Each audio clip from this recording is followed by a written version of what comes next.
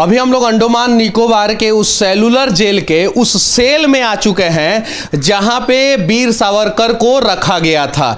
ये cellular jail का वही सेल है जहां पे 1911 से लेके 1921 तक वीर सावरकर को रखा गया। इन्हें 50 साल का सजा दिया गया था अंग्रेजों के द्वारा, लेकिन भारी दबाव के कारण जो है 1921 में सावरकर को छोड़ना पड़ा। और देख सकते हैं इसमें खाना आता था और इसमें जो है वो पानी, और यही जिंदगी था, ये कंबल था और यहीं पे सोना था, यहीं पे रहना था। और अंग्रेजों के द्वारा जो है दुनिया का सबसे खतरनाक ये जेल बनाया गया था। 693 कमरों में से एक सावरकर जी का भी कमरा था। और आज जो है ये राष्ट्रीय धरोहर है और सावरकर जी के का ये फोटो देख सकते हैं। इस प्रकार से रखा जाता था। ये देखिए, पैरों में जंजीर, कमर में जंजीर बांध के जो है रखा जाता था। आज़ादी का कीमत जो है देश के लोगों को समझना पड़ेगा कि कितनी कुर्बानियों के बाद जो है हमारे देश को आज़ादी मिली। इन सब चीज़ों को देखना होगा, एहसास करना होगा। यहाँ पे आके आप लोग गोवा जाते हैं, मनाली जाते हैं, मैसूरी जाते हैं, दार्जिलिंग जाते हैं, आप जाएं वहाँ पे, हम रोक नहीं रहे हैं, लेकिन एक बार एहसास करने के लिए अंडमान निकोबार के इस सेलुलर जेल में आए, यहाँ पे आए और एहसास करें। सिर्फ और सिर्फ सावरकर जी को यहाँ पे सजा नहीं दी गई थी, यहाँ पे ऐसे अनेकों भारतीय स्वतंत्रता सेनानियों को सजा दी गई थी जो भारत को आज़ाद कराना चाहते थे।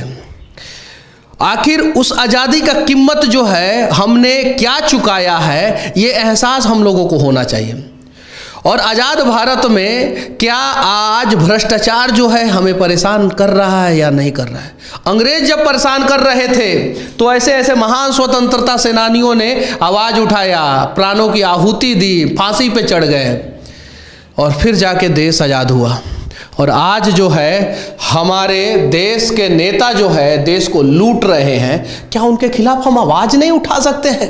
चाहे किसी भी पार्टी का सरकार क्यों ना हो, चाहे किसी भी पार्टी का नेता क्यों ना हो, अंग्रेजों से कम आज का सिस्टम जो है ना गरीबों को परेशान नहीं। अंग्रेजों ने हमें बहुत परेशान किया था, लेकिन आज का सिस्टम भी इस देश के गरीबों को परेशान कर रहा है।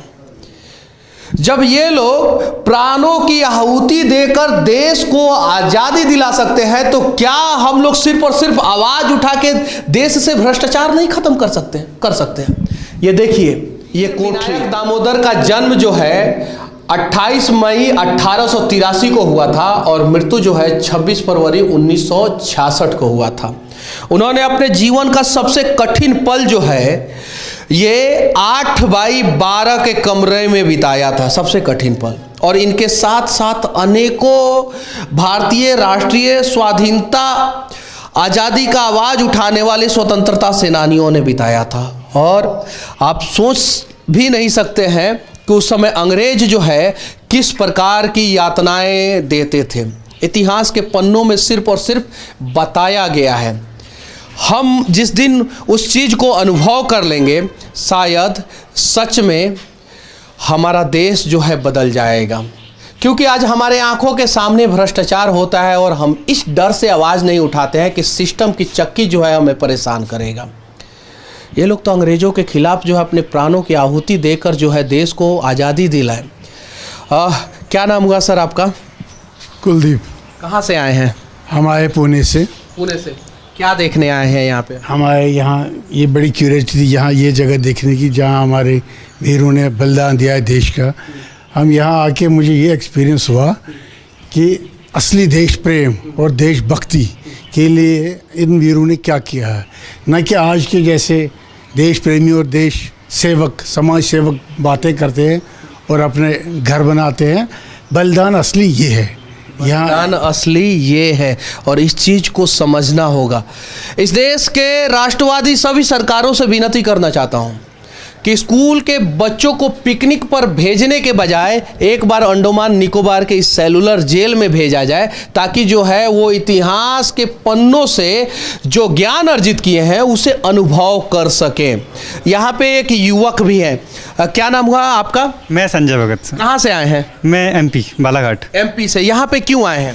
मैं सर यहाँ घूमने के लिए आया था, सेलुलर देखने के लिए आया था। यहाँ काला पानी की सज़ा होती थी पहले, तो वही सर। काला पानी की सज़ा वो इसलिए कही जाती है कि यहाँ पे काला पानी की सज़ा दी जाती थी क्योंकि यहाँ पे दुनिया का सबसे खतरनाक यातना दिया जाता था 19वीं 20वीं शताब्दी में।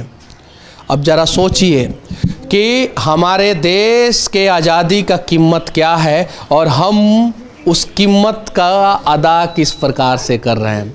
बाकी वीर सावरकर की इस कोठरी से हमारा ये प्रयास कैसा लगा, आप लोग कमेंट करके जरूर बताना। क्या नाम हुआ आपका? दीपक। कहाँ से आए हैं आप? तेलंगाना से। तेलंगाना से। आप बिहार से? उज्जवल जी हैं ये। बिहार से, तेलंगाना से, एमपी से और पूना से, यानी हर जगह से लोग यहाँ पे आते हैं। और एक बार देश के सभी राष्ट्रवादियों को इस सेलुलर जेल में आना चाहिए जहां पे काला पानी की सजा दी जाती थी। इस अंडमान की भूमि पे आना चाहिए। वही जेल है जहां पे भारत का पहला तिरंगा जो है पहली बार फहराया गया था। सुभाष चंद्र बोस ने 1945 में फहराया था। इस चीज़ को अनुभव करने की ज़रूरत है, जानने की ज़रूरत है, सीखने की ज़रूरत है, एहसास करने की ज़रूरत है। तब जाके जो है देश के लोगों को आज़ादी का कीमत पता चलेगा और तब जाके आज़ाद भारत में भ्रष्टाचार करने वाले नेताओं के खिलाफ जो है आप आंखों में आंखें डाल के कम से कम सवाल करेंगे। बाकी अंडमान निकोबार के इस सेलुलर जेल के वीर सावरकर की कोठरी से हमारा ये प्रयास कैसा लगा कमेंट करके ज़रूर बताना। लेकिन उससे पहले मैं कुछ चीज़ें दिखाना चाहता हूँ। ये वही जगह है जहाँ पे अंग्रेज जो है फांसी की सज़ा देते थे हमारे स्वतंत्रता सेनानियों को। ये देखिए, ये वही जगह है। और यहाँ पे एक आदमी को फांसी नहीं दी जाती थी, एक साथ 3 लोगों को फांसी दी जाती थी, एक साथ 3 लोगों को। और इसके जस्ट बगल में वीर सावरकर का कमरा रखा गया था कि वीर सावरकर जो है वो डरे। और यहाँ पे जितने कैदी थे, जब फांसी दी जाती थी ना, तो वो चीख जो है ना कैदियों के कानों में जो है ना वो इस प्रकार से सुनाई देता था कि आप सोच भी नहीं सकते हैं कि उस पीड़ा का एहसास भी नहीं कर सकते हैं। बाकी बस वीर सावरकर के इस कोठरी से, सेलुलर जेल में खड़ा होके सिर्फ एक ही शब्द कहूँगा, जय हिंद।